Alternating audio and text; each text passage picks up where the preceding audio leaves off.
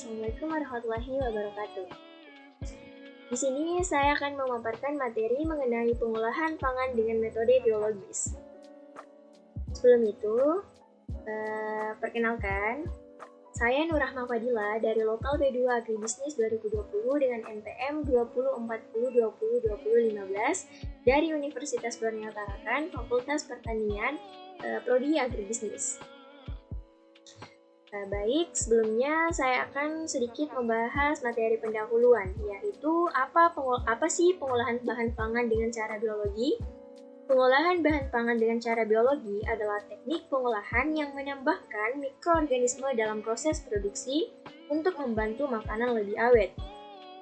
Pengolahan bahan pangan dengan proses biologi memiliki dua teknik. Yang pertama, teknik fermentasi, yaitu menambahkan makhluk hidup atau mikroorganisme dalam proses produksi. Dan yang kedua, enzimatis, yaitu menambahkan enzim dalam proses produksi. Selanjutnya, pengolahan bahan pangan secara biologis dengan teknik fermentasi. Tujuan fermentasi sendiri yaitu agar produk lebih aman, flavor lebih baik, produk lebih enak, dan produk lebih stabil. Untuk jenis mikroorganisme yang sering digunakan untuk teknik fermentasi yaitu diantaranya ada kapang, kamir, bakteri, dan beberapa campuran mikroorganisme lainnya. Yang kedua yaitu pengolahan bahan pangan secara biologis dengan teknik enzimatis. Enzimatis sendiri merupakan protein yang mempunyai sifat katalik yang bersifat spesifik, yang kecepatan reaksinya dipengaruhi oleh beberapa faktor, seperti suhu, pH, substrat, inhibitor, dan enzimatis biasanya bersumber dari tanaman, hewan, dan mikroba. Untuk jenis enzim dalam pengolahan pangan sangat banyak, namun di sini saya memaparkan beberapa enzim yang umumnya digunakan dalam pengolahan pangan atau yang sering digunakan. Yang pertama ada enzim proteolitik, yaitu berfungsi untuk menghidrolisis protein menjadi senyawa-senyawa sederhana. Yang kedua ada enzim amilase yang berfungsi untuk memecah pati. Dan yang ketiga ada enzim selulase yang berfungsi untuk menghidrolisis selulosa menjadi glukosa. Yang keempat ada enzim laktase, yaitu berfungsi menghidrolisis laktosa. Dan terakhir ada enzim tannase, yaitu berfungsi untuk menghidrolisis tanin. Baik, untuk pembahasan kali ini, saya akan memfokuskan pada beberapa pengolahan bahan pangan secara biologis dengan teknik fermentasi dan enzimatis, yaitu diantaranya yang pertama pengolahan bahan pangan secara fermentasi singkong menjadi tape. Yang kedua ada pengolahan bahan pangan secara fermentasi tepung menjadi roti. Dan yang ketiga ada pengolahan bahan pangan secara enzimatis, yaitu pencampuran enzim papain dalam tahu kedelai. Dan yang terakhir ada pengolahan bahan pangan secara enzimatis, yaitu penambahan enzim alfa amilase dalam gula cair singkong. Yang pertama yaitu pengolahan bahan pangan singkong menjadi tape dalam teknik fermentasi. Singkong termasuk umbi akar yang mengandung cadangan energi dalam bentuk karbohidrat atau amilum. Tape dibuat dengan cara proses fermentasi, yaitu reaksi oksidasi senyawa organik dalam beras, ketan, dan ketela dengan ragi tape, yaitu Saccharomyces cerevisiae. Untuk teknik pengolahannya sendiri yaitu diawali dengan kupas singkong dan cuci bersih, lalu potong-potong sesuai selera, kukus singkong hingga matang dan biarkan hingga benar-benar dingin. Lalu tumbuk ragi tape hingga halus. Setelah itu, pindahkan dan tata singkong di wadah plastik yang memiliki penutup. Taburi dengan ragi hingga merata dan tutup wadahnya. Simpan di dalam lemari makan yang gelap dan suhu ruang. Lalu didiamkan selama 2-3 hari. Setelah itu, tape sudah siap untuk dinikmati.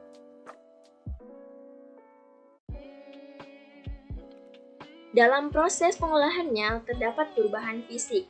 Di antaranya yang pertama, jamur ragi memakan glukosa yang dapat membuat teksturnya menjadi lunak. Yang kedua, Saccharomyces cerevisiae memecah karbohidrat singkong sehingga rasanya berubah menjadi manis. Yang ketiga, Saccharomyces cerevisiae memecah glukosa menjadi karbon dioksida dan alkohol sehingga menghasilkan aroma tape yang agak asam. Kemudian masa simpan dan mutu produknya. Untuk singkong sendiri itu bertahan berkisar antara 3-4 hari. Setelah diolah menjadi tape akan bertahan selama 3-5 hari. Untuk mutu produknya sendiri tergantung dari proses pengolahan, bersihnya lingkungan tempat pengolahan serta ragi yang digunakan. Untuk kelayakan konsumsinya, menurut saya baik untuk dikonsumsi. Tape singkong mengandung asam laknat yang dipercaya mampu meningkatkan daya tahan tubuh. Menurut jurnal Agritech, tape singkong dipercaya mampu menangkal flu atau pilek musiman. Untuk selanjutnya ada pengolahan bahan pangan tepung menjadi roti dengan teknik fermentasi. Tepung merupakan bahan pangan setengah jadi yang umumnya berasal dari gandum dan beras yang dihaluskan. Fermentasi pada roti dilakukan dengan menambahkan ragi yang dibuat dari Saccharomyces cerevisiae, yaitu untuk mengembangkan roti. Untuk teknik pengolahannya sendiri, yang diawali dengan pencampuran bahan-bahan pembuatan roti. Lalu setelah raginya tercampur dengan adonan roti, didiamkan adonan selama 3-6 jam untuk proses fermentasi. Setelah adonan didiamkan dan adonan mengembang, tahap selanjutnya yaitu adonan dibagi menjadi bagian-bagian kecil lalu diletakkan dalam loyang. Adonan yang telah dibagi menjadi bagian kecil didiamkan kembali pada suhu hangat selama 3-25 menit. Setelah didiamkan, adonan roti dibentuk sesuai bentuk yang diinginkan, lalu letakkan dalam loyang.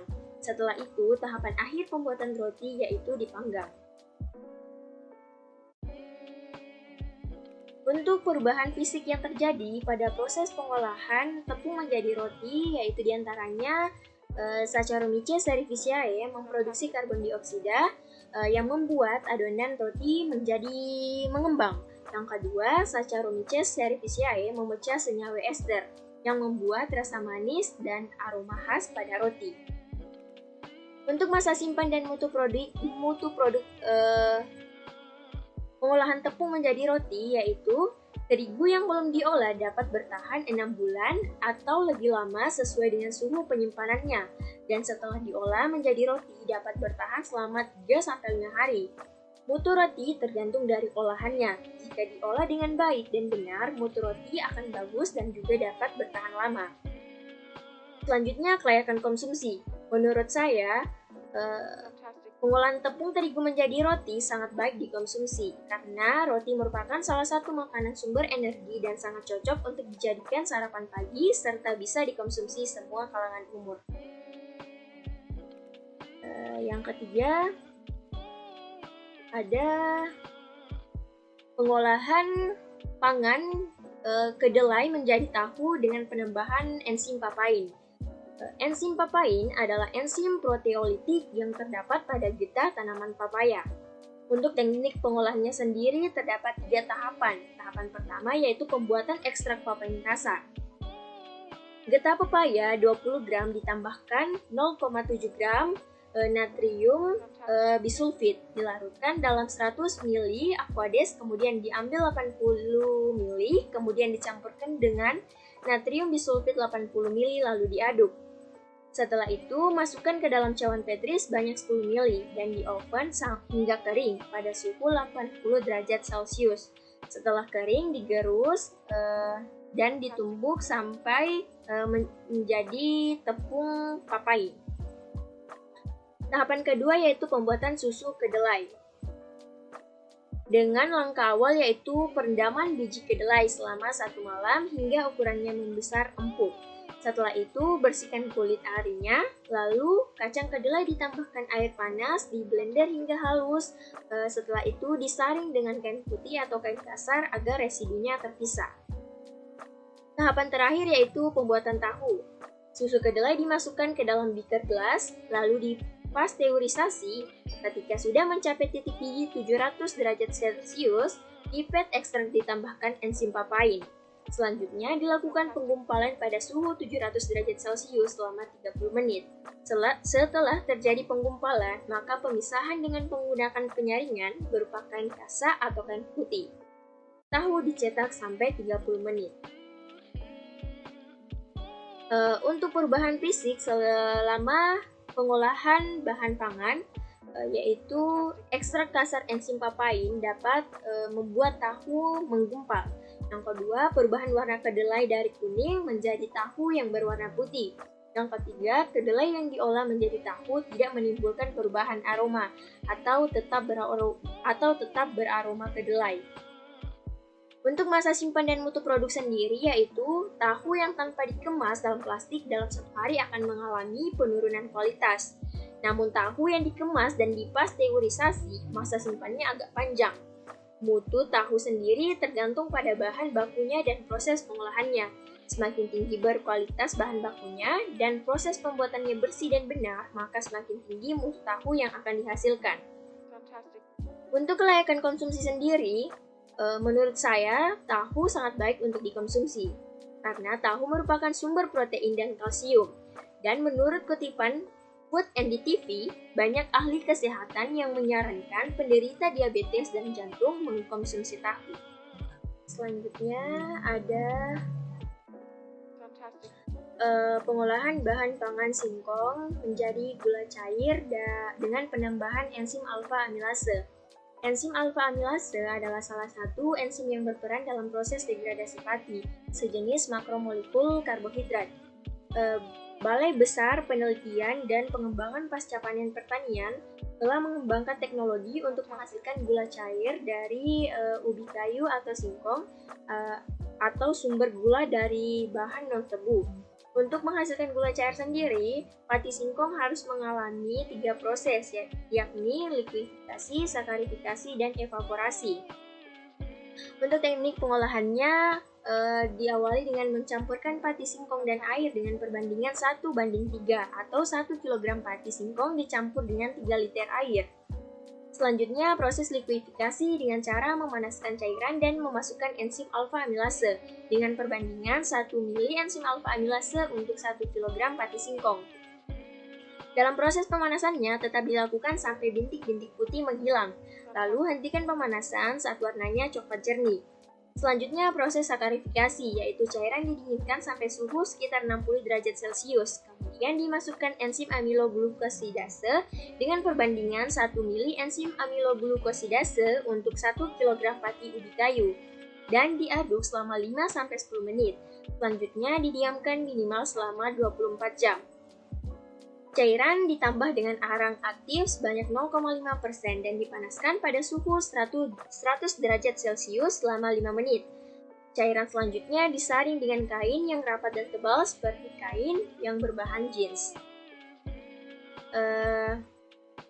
Untuk perubahan fisik selama proses pengolahan bahan pangan singkong menjadi gula cair, yaitu diantaranya enzim alfa amilase memecah pati dan menghasilkan glukosa sehingga dapat merubah rasa manis.